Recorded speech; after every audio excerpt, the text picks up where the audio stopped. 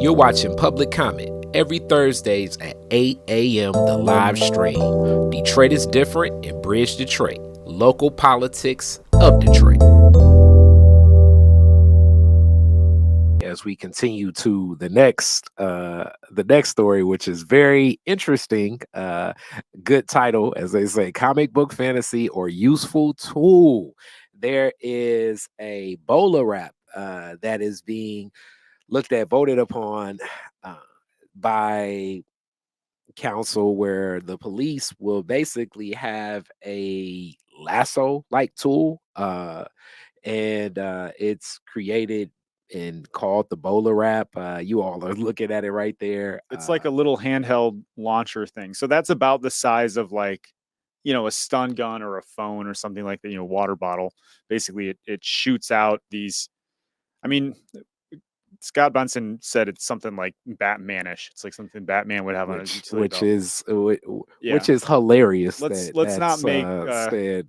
Period. I mean, just yeah. the whole premise of it, but from what's looked at, and this being something that was stated like almost like, oh, just look at it like it's a handcuff. I'm pretty sure this is not like a handcuff. You know what I'm saying? Yeah. Let me describe. And this is the tricky thing, right? It's like it's being described in news articles and in police presentations around the country as I was doing research on this. Like a lot of people are making the comparison to like, oh, it's like a comic book thing. It's like what I mean, this is a police tool. Let's be serious about it. This is the way it's being talked about though. So that's kind of why I reference it that way. Yeah. But this is it's a launcher. It shoots this like Kevlar rope that's about 8 feet long. It's got a weight on both sides. And so that when it hits something, it hits, your legs or your wrists or your ankles or whatever.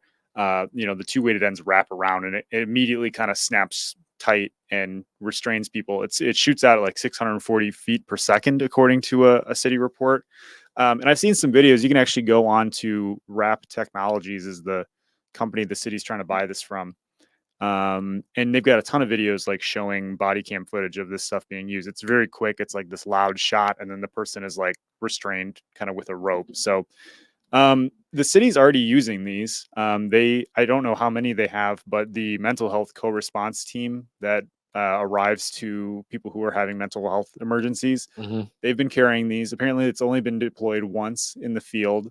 DPD said it was successful. We don't really know the details of like what that incident were, but this was rolled out as part of a kind of group of non-lethal tools. There was a demonstration done at Huntington Place with city council members that the police did. There was a Detroit news story about it. I think it was in like maybe 2022 or early last year. There's a number of things that they are trying to buy that are kind of alternatives to lethal force, basically. And you see even in the picture that I have up right here, kind of a little bit of like what it will look like. That definitely looks like the type of guy that would be in law enforcement and look to be in a neighborhood like mine using that thing. But that's just my perspective. All right. But with that being said, you see right there in that picture, like as you say, like the weighted wraps that go around. I mean, this is kind of similar to like hog tying people and things like that. So stated in our State of Black Detroit, I believe Nancy Parker said it eloquently, that finding new and more creative ways of detaining Black folks, arresting Black folks, capturing Black folks was what she spoke of, and this kind of goes into that arc. And it's interesting that you said that the mental health response team are currently the group that have this, because I can only imagine, you know what I'm saying? Like if I'm going through something very traumatic, an episode, and now like I see something I've never seen and it wraps me up, that could be,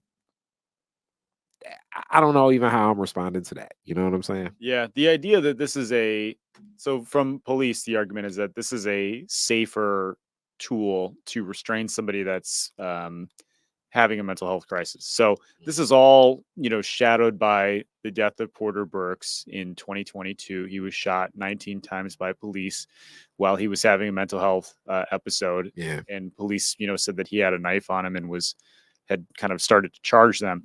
This tool would allow them, I guess, theoretically, it fires 10 to 25 feet away. So keeping a distance to fire this thing and kind of wrap them up, right? So that's what police say this would be useful for. It's better than having to use lethal force or get in close and tackle somebody to the ground or something like that.